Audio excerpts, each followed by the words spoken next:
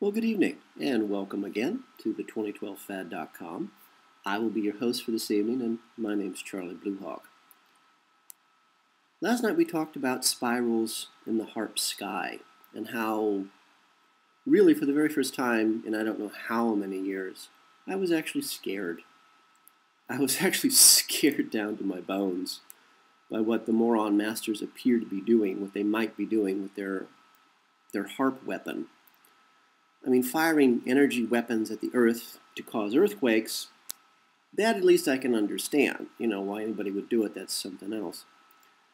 Using torsion physics and hyperdimensional physics to explore other dimensions. Okay, all right, I could probably understand that. They're looking for more tools of horror to use against us and anybody else they can come across. Again, that's at least understandable at a certain level, I suppose. Using their HAARP weapon to control our minds, our emotions, to basically rob us of our souls. Okay, again, okay, I can sort of somehow comprehend that. Why anybody would want to do that, haven't got a clue. But to fire their HAARP weapon into space and causing that spiral effect you see in the northern hemispheres over Russia, over Norway, that I cannot understand, or more correctly, I actually don't want to understand. Because the reasons they would have for firing their HAARP weapon into space and spending quite a lot of money, our money, but it's still money, expending a tremendous amount of energy and firing their weapon into space, I mean, the reasons are really scary. Are they trying to blow up the dead brown dwarf star? Are they firing at incoming armies of flying saucers? I mean, how many enemies do they have? Are they trying to open a doorway to another dimension, another reality for the Earth to pass through and out of this galaxy into some other one? Or, since they've broken their covenant with their own god, their Satan, they believe she's real, and they've screwed up. So are they taking pot shots, as it were, at their own god? I mean, they were actually going to, part of their plan, if you can call it that, was to set the world on fire and sacrifice all life on it, you, me, the plants, the animals, the chinchillas. And this huge ritual sacrifice of 7 billion people would summon their god, Satan, back to Earth. She'd sit on the throne of Earth. They'd worship her, you know, whatever you do with God. And then they had cloned an army of psychic super soldiers to apparently attack their god. Okay.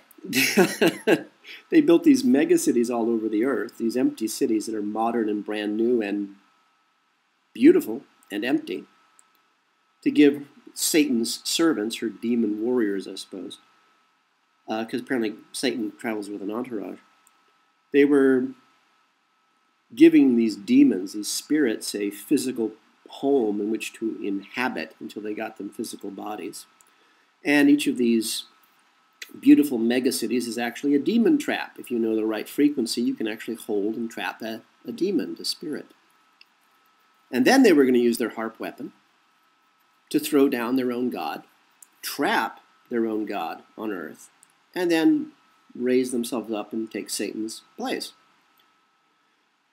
No, I'm not kidding. This is actually their plan.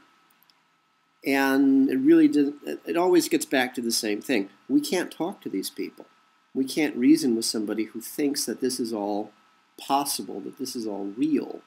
Whether it is or not really doesn't matter. So, the idea of them firing their HAARP weapon into space just frankly scares the heck out of me.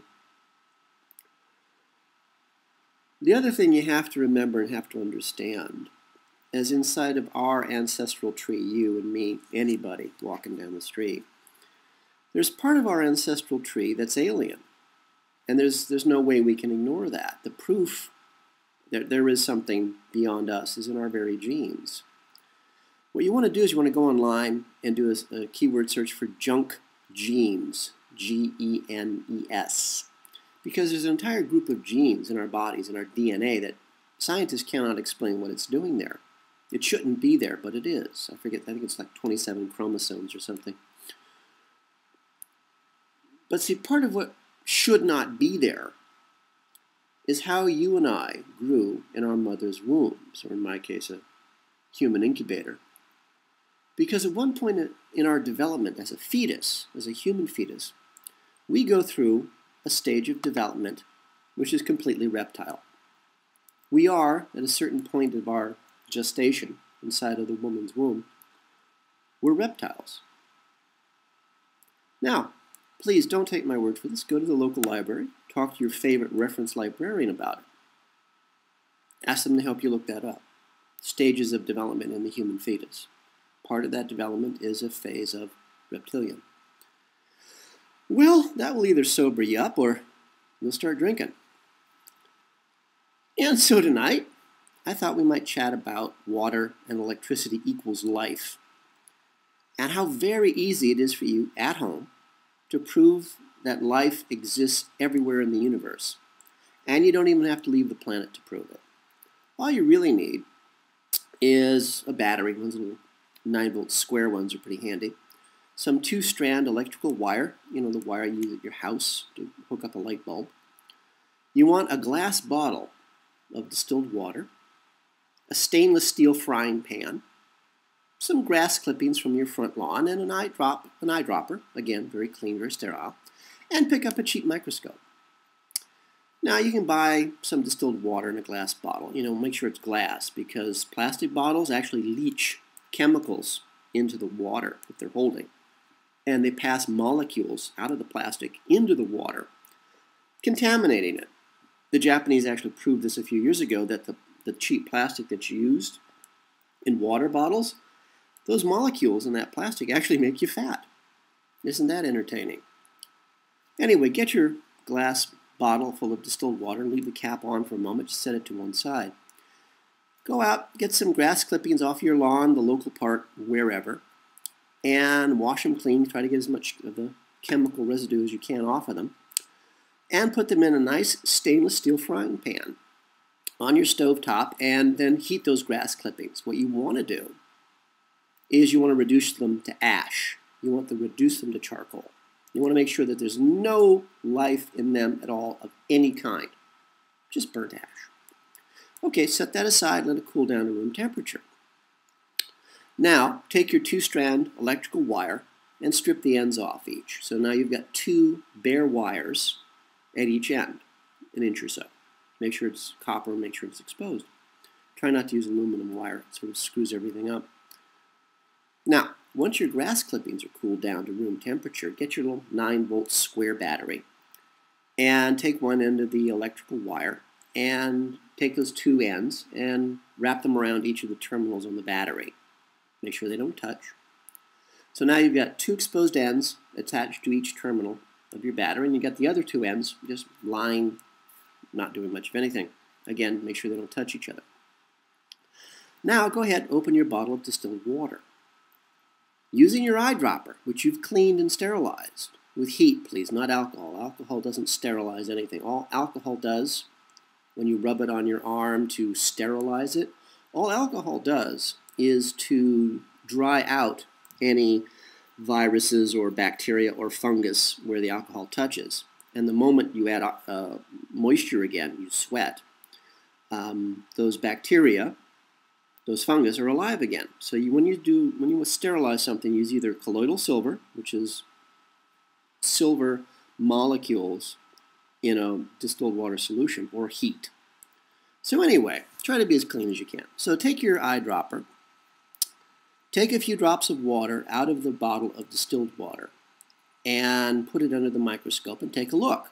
Just look. It's this is not rocket science or anything. Trust me, I was 5 years at NASA. Nothing is rocket science. Put a couple of drops of water on a slide, put the slide in the microscope, and just look. You don't have to be a scientist. Is anything moving in there? Nothing? Good. It's clean. There's no life in there at all. That's what you want. So, you verify there's nothing living in your bottle of distilled water. Now what I want you to do, take a few bits of the grass clippings that you've reduced to ash. Just sprinkle a few of those into the bottle. Again, wash your hands, try to keep everything as sterile as you can. Now, put the cap back on the bottle, shake it. You want to combine the ash inside of the distilled water as best you can. Doesn't have to be perfect. Don't worry about it.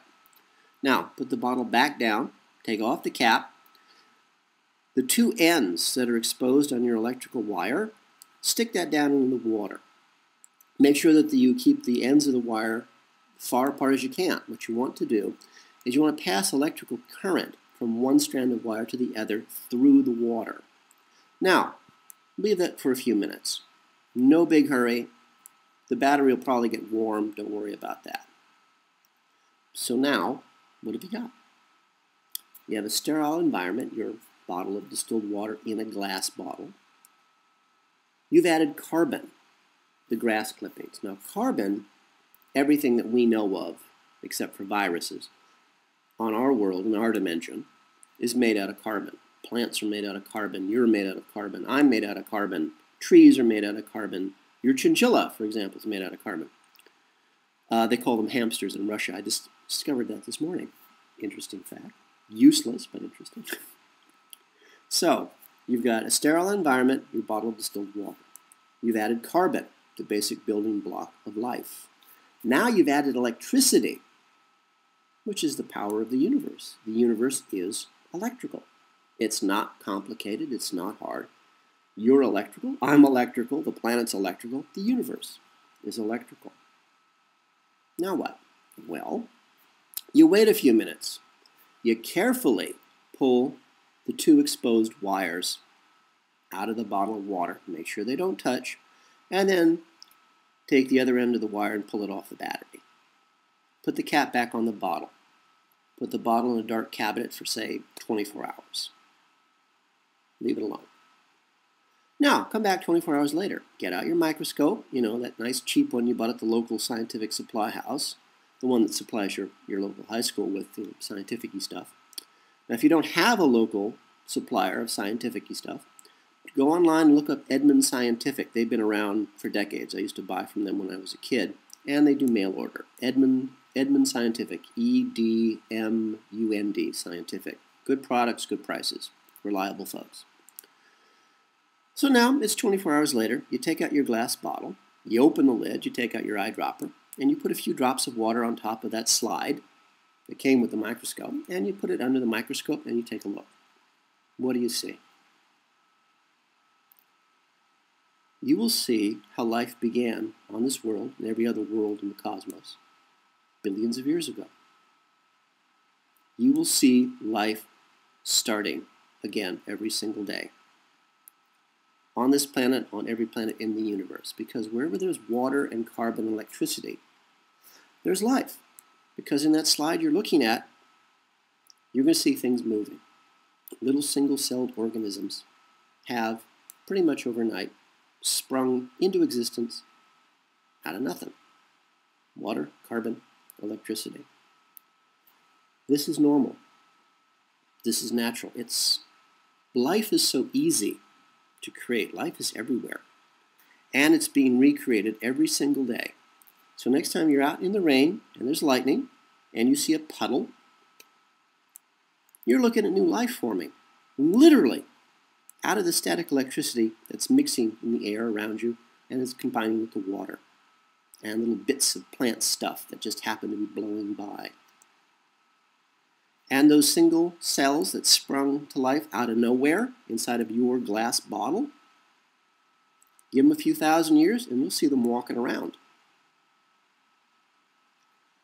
The only difference between you and me and a puddle of water, a little electric current, which now you and I generate naturally. All living things generate electrical current. And a few pounds of chemicals, most of which is carbon. You and me were about 97% water.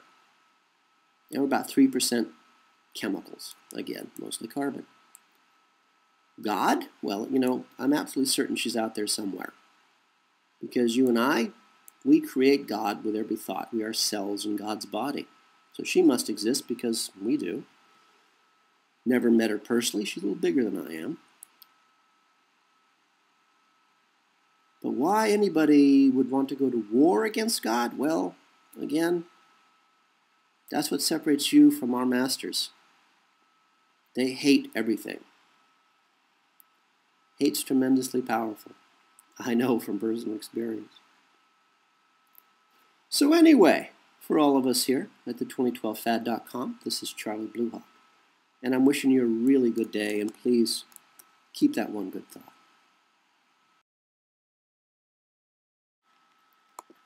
The 2012 Fad is brought to you by Coffee and Blood, Love Letters Between the Dead, a series of 5 erotica horror novels about a fallen angel fighting his way back to regain his own soul, and how the CIA war against the human race, their black magic, captures and traps him in the body of a mind-controlled slave designed to hunt down and to kill their god, their Satan.